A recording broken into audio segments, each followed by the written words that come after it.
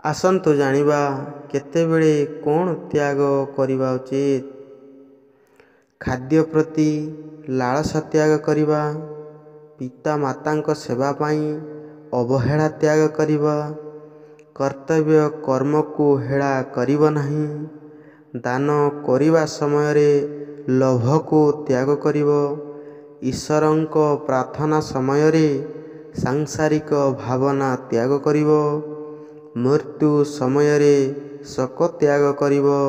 ନ୍ୟାୟ ପାଇଁ ଲଢ଼ୁଥିବା ବେଳେ ଭୟ ତ୍ୟାଗ କରିବ, ରୋଗରେ ପଡ଼ିଥିବା ବେଳେ ଅପଥ୍ୟକୁ ତ୍ୟାଗ କରିବ, ଶରଣାର୍ଥୀକୁ ରକ୍ଷା କଲାବେଳେ ପରନିନ୍ଦାକୁ ତ୍ୟାଗ କରିବ, ବିପଦ ବେଳେ କାତରତା ତ୍ୟାଗ କରିବ, ଅତୀତ ଘଟଣା ପାଇଁ ଚିନ୍ତା ତ୍ୟାଗ କରିବ, ସ୍ତ୍ରୀ ବିଟପୀ ହେଲେ ସୁସମ୍ପର୍କ ତ୍ୟାଗ କରିବ,